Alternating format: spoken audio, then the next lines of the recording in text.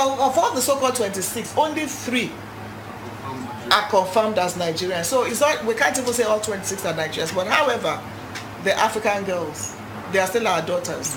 And Nigeria being the giant of Africa, we're going to champion the rights of these girls. Even an irregular migrant has rights. You know, if there's no supply, there will be no, if there's no demand, there will be no supply. So while we on our end ensure that we do everything to curtail the supply, they on their end demanding are just as guilty. So it's a strong cabal that is taking over the drug cabal. And that's what we should know and enlighten our people. It's easier now to traffic human beings than traffic drugs.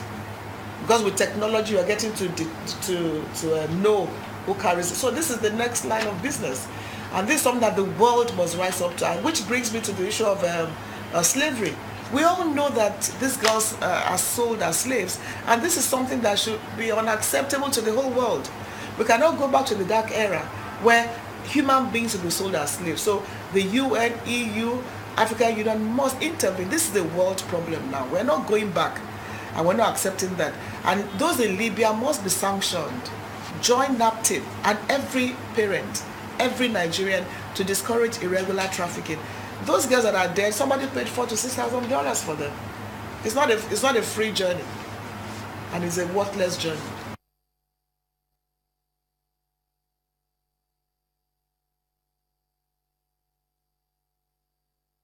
Welcome back. Well, we'll turn our attention now to what you just heard Brigadier speak about. It concerns a lot of people. That's not the first of those cases, actually. There's several. Now we've got Mr. Sonnie Ekwowusi here with us. He is a legal practitioner. He's a member of the editorial board of This Day. He's also involved with the Foundation for African Cultural Heritage, who themselves have also been interested in certain or those kind of cases. Thank you for coming on this morning. Thank you very much. But when she talks about the number of those 23 or 24 that are Nigerians... Yes. I'm surprised because, always government tries to look good on book and all that, but we know very well that majority of them are Nigerians.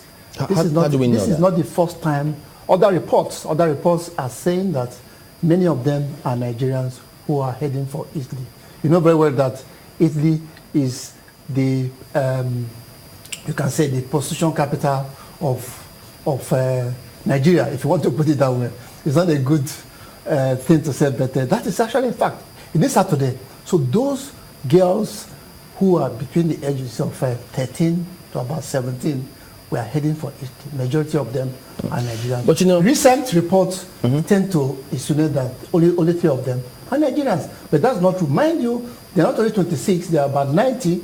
26 have been confirmed to be drowned or maybe to be found, drowned, confirmed. Others who don't know, 64 who don't know where they are. They are also in that, heading for Italy and so on and so forth. So, Chamberlain, this is something that is very sad. And you don't even have to look for any report. It's systematically Nigerian girls heading for Italy for prostitution, not only Italy, also in Norway, in Denmark, in Brazil, all over. Okay. This is a stain on the image of this country. And it's not good to start trying to look good, on record and in book. It's a fact known by anybody, many people, that Nigerian girls are constantly being shipped to Italy, not only Italy, also to many countries for prostitution and slave. I know you know that yes. There's a margin of error with some of those reports too when they come in. So it's going to be their words against those reports. So because now they're trying to verify from the Italian government why did they hurriedly bury them, how many of them are Nigerians. Now that perhaps speaks to the narrative of the relationship and communication between both governments. Do you, from what is going on, think that we do have that cordial relationship? Yes, there have been communication. Once they report about the Italian embassy and the Nigerian government during the Jonathan era, trying to synergize and find solutions and all that. There have been that interaction. But despite the interaction, despite the effort to dissuade these girls from coming to Italy, despite the effort to make our government put policies in place, things in place to discourage these guys from coming to Italy, more and more are coming, majority. I once had a meeting, not once, last 2 weeks, I had a meeting with the prosecutor of NAPTIP. NAPTIP is acronym for National Agency for Prohibition against, human trafficking. That's the agency that we have on the web. And the prosecutor told me that they are overwhelmed by the number of girls, number of young people. This is the working population, ages between, for the age bracket of 14 to 19, who are constantly being shipped out of this country for slavery. He told me that they are constantly overwhelmed. As he's arresting them and stopping them, more and more are coming. So there have been that synergy, that relationship to try to discourage these girls from coming, because the Italian government is even not happy with what is happening. But in this particular case, yes. Why do you think that the girls were horridly buried? Because the government of Nigeria seems to have a bone to pick with the Italian government. I read that an autopsy was carried out, actually. Autopsy was carried out, and one of the girls whose name was mentioned, I think something Maria or so, confirmed, or either the relative in Nigeria confirmed that she was either the sister or something. So I think, okay, that is another thing, because we thought that they were going to be buried November 26th, and suddenly they were already buried. Well, we don't know why they decided to do that, and because we're expecting that they were going to be buried November 26th, and they'll be buried. Well, that is something that we don't know. Maybe they just wanted to do that so that they could get rid of these dead bodies. Is it getting rid of the dead bodies or getting rid of evidence? I don't think they want to destroy. Because I know that the House of Representatives has constituted a committee that is going to investigate this, and that investigation, the reports of the investigations have not even come out, and the girls are already buried. I think they have the autopsy report. Maybe they're going to release it later. They have to release it later. Maybe some Nigerians are saying that there should be a court action and so on and so forth.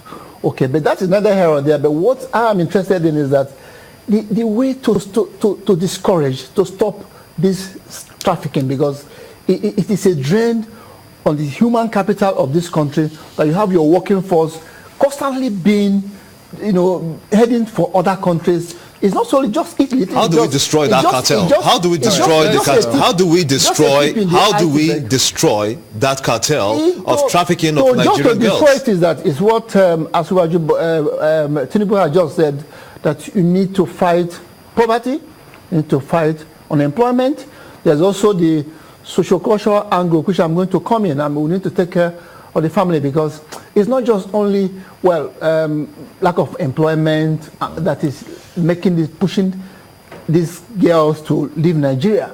There's also the family aspect. We have a country that we have a lot of social dislocation. We have a lot of family dislocation. The families are disintegrating. We have moral problems. We have cultural problems. There was a case of a young girl who found herself. She was lured, to go abroad with the promise of being offered a job. And when she got there, she found out that it was no longer a job; that it was a sex job. And she called her mother, and her mother said, in pidgin English, you don't know say job no there for this country. Make you the manager now. You see this kind of thing. A mother telling her daughter that she should continue to manage sex. Let me jump in there. I know that, this is a far bigger problem. Yes. That we'll have time to focus on it on this program.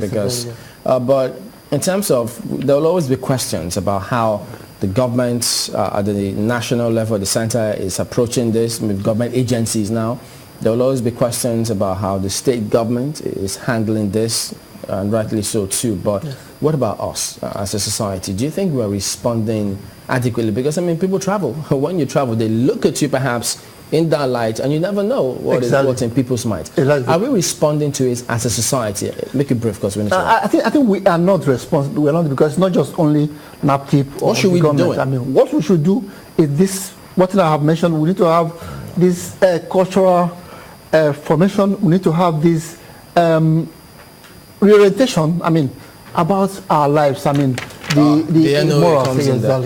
All right, Mr. Ekwowusi, we'll look at this matter again, because it's a very, very serious issue that we also need to see how we can help to correct the wrong impression that people have that it's always greener on that other side, and so they can approach it whichever way they want. We have to appreciate your coming on this Thank you very much. Mr. Sonnie Ekwowusi is a legal practitioner, a member of this editorial board, also involved in the Foundation for, that's FACH. Yes, African Culture and Heritage. We'll be back in a moment. Don't go away.